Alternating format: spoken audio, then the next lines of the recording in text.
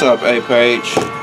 Two things that crossed my mind, about some of the processes we've been doing. One, I'm talking about the diamond head rail. While I like it, and I did a video on it, I like the ergonomics of it. One thing about it is I don't like. I'm not sure. I don't want to speak too soon, but I had some of these old SWAT Force rails, and they UTG rails, but they're you can just screw them into panels like this, handguards like this. But I noticed on the diamond head that they don't line up. I don't know if they have a proprietary, they made them proprietary, or I don't know. I would presume, I've been had these for some years, I presume there was a standard, a general standard width in the distance between the screw holes. I don't know, I had to test it against some other rails. Matter of fact, I know they work on the UTG rails, and maybe they're they all are particular to their rail system, but I'm going to have to order some rails to fit this, and to me that's not cool, because they charge it. I get this stuff wholesale and I test it out, but even if I'm thinking something for a retail customer, that's one of my other complaints about just the way things are today. People charge you a lot of money and they don't give you a fair shake in return for the products, and I just think, even to come without rails is kind of cheesy. So, in my review of this diamond head, VRS T-rail, I give it a 10 as far as the ergonomics, and I think, the design is kind of cool, but as far as everything else, like accessories, cost, the value for the money, I would have to kind of put it at 5. Only way I would suggest somebody buying this particular rail is if you just like me, you just really you understand those those negatives, and you just kind of like the ergonomics and really want to run with it. And what I paid, the cost, I'm not sure exactly what it cost retail. I can't remember. I think it's over $150 though, but I can't see. I don't know if I would pay that retail, considering the bare bones package that you get with this. So that's just my 2 cents. And another thing, let me let y'all take a look at this. This is the barrel that I Cerakoted. Let's see if I can bring it into focus. Oh, somebody calling me. But I Cerakoted the barrel nut. That's one thing too. The barrel nut. Hold on. What's up, Fred? What's going on, man? Hey, now give me a second. I'm doing a video. I'm gonna call you right back. All right, cool. Sorry about that, y'all. But this barrel nut, even before I expect to have some problems sliding this rail over it, because even when I was just like testing it, the fit is extremely tight. And even though you have these screws here to tighten it down, tell the truth, you really don't need them, because this thing is so tight. I'm almost positive that I'm gonna have to use the rubber mallet on it to get it to go down. And that's just one of the things on the the VRS rail. You live and you learn. And yeah. And another thing, I guess I'll talk about it for the people on here. This upper receivers from Aero Precision, it came Cerakoted in the burnt bronze. And I've noticed a lot of little things about it. I've been practicing Cerakote myself, like you see we did this barrel. I think that came out perfect. Let me see if you can see it. It's a darker color, more like a brown. This was a matte stainless steel fluted barrel that we did. I also did the I got a micro gas block that I really like. I got it because of the slim line of this rail. I was concerned about the gas block being too large to fit under the rail, but it fit fine. Of course, it's micro, so you can still see a little bit of the stainless steel there, where if it was a standard size, it would have been more complete. But I got it locked in pretty tight. Now, we did have some, like you might see, some marring here. This coating is not perfect. We messed up and let it touch some stuff yesterday after we painted it, so they kind of messed up the finish. But it's going to be under the rail. If I was doing this for somebody else, I would have redid the whole thing, but me, I don't care. Plus, I want to see how well this finish holds up under the heat. it's a learning process doing the Cerakoting and stuff like that. And you know, I'm learning about, you know, how different colors, like depending on what the object is. If you sand it down, of course, it'll still, you know, just matching colors. It's a a learning curve, but I think we're good. I put some tape here. You might see some discoloration here. That's not from the paint job, but I didn't want to cover the holes and stuff like that, so I just ran some tape over so you won't see any paint there. But I like it though. It's still kind of sexy to me, you know, and I think it's gonna look good. And I'm gonna get around to getting it done. But one of the things I was saying about the Cerakote too that came from the factory, I don't think this is truly Cerakote. I'm gonna get some actual official Cerakote. But if you see right there, this thing is, and you see here, now I run my guns pretty hard. I don't see if there are nicks there. There are places where, like even on the front there, let me put my hand here, see if you can see it. See that? Where like just usage, that's rubbing off. So I don't truly believe, they didn't say this was Cerakoted. They just said, you know, that it was burnt bronze. I don't know what kind of paint they use, but I don't believe it's Cerakote, because I believe Cerakote is a lot more durable than that. So, you know, a lot of times we see stuff that's they say it's flat dark earth or some color. That doesn't mean it's Cerakoted just because it's colored. But anyway, it is what it is. So let me get started on putting this gun back together.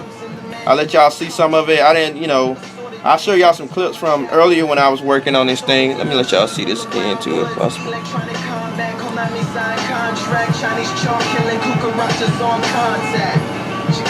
The finish that we put on here, I like it. It looks like it's a whole lot more durable than the crap they put on. But we're gonna see how this works. And I got the gas block on there pretty good. I tested it earlier.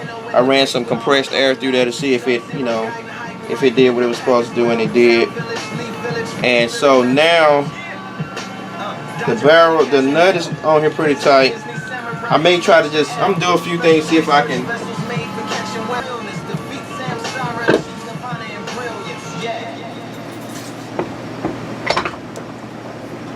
Got the door open to just keep air circulating in this room, because it gets kind of stuffy back here without it. I put some DEET on, but apparently these insects don't give a good god. Got these little straps. I always wanted some of these. I never owned any. I got them for Harbor Freight pretty cheap.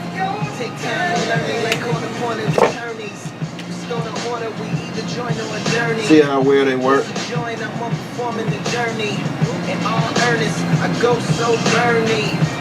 don't know, this thing tight enough though. And that's another thing with the proprietary nut. You can't use I couldn't use my armorer's tool, you know, and my torque wrench, because it doesn't have the typical type of barrel nut, and that's what I'm talking about with this diamond head. So I tightened it down. It's pretty tight, and hopefully it won't come loose. And I know it won't. I know this reel won't turn, but we'll see, y'all. We'll see.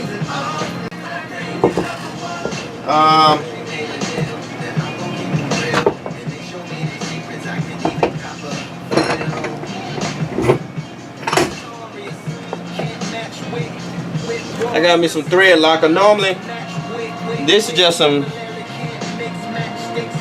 cheap thread locker from Harbor Freight. It's the blue kind. You know, you get blue and red. Some people use red. Red is really supposed to be, from my understanding, permanent. I use the blue, and I'll put it on the threads when I put, you know, like put them on things like.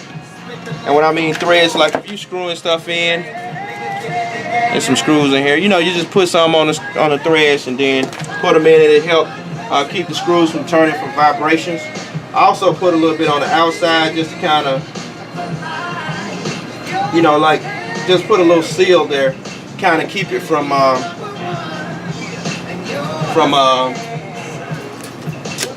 you know, coming loose.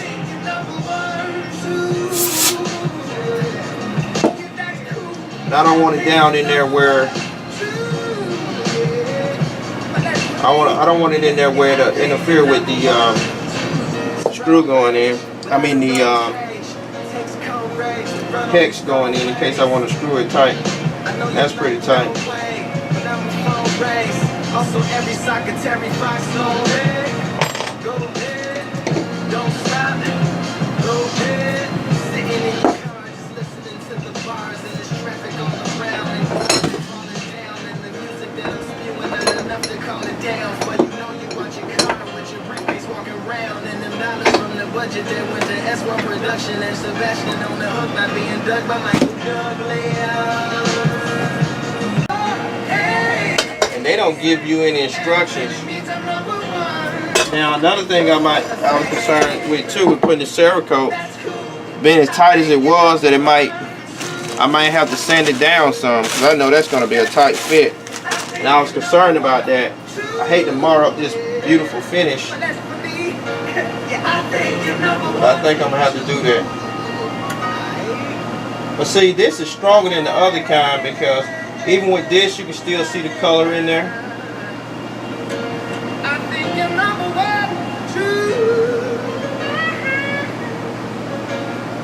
I know y'all might be like, man, you messed up that finish. Nah, this is a part of the learning process, y'all. You're just trying to see how to get it to do what you want it to do.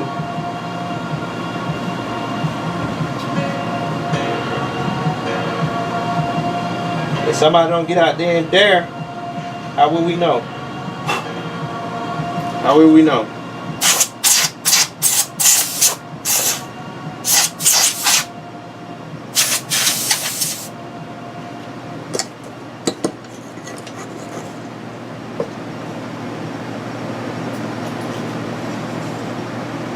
And I don't see any kind of way where you can really expand it.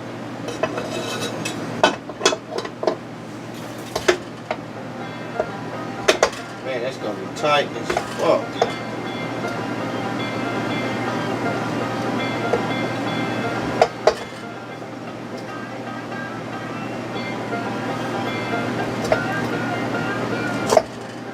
There you go. It's going. Fuck. You look just like how I'ma be. Sacred geometry. I wasn't touching that gas block. Angels and come on time, go straight. Don't.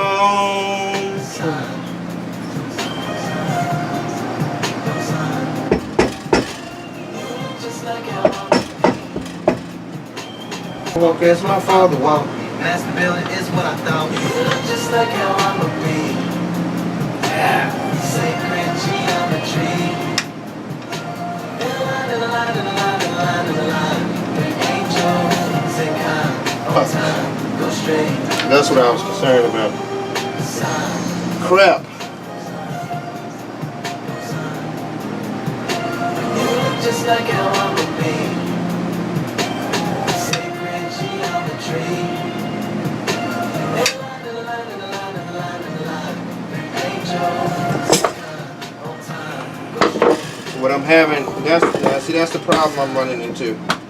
That barrel nut, it was tight as hell when I put it on. Now, with the force it took for me to put this on, I see it's come loose. Now I gotta try to pull this damn thing off of here. It angers me, y'all. Sorry about that. Sorry about the language.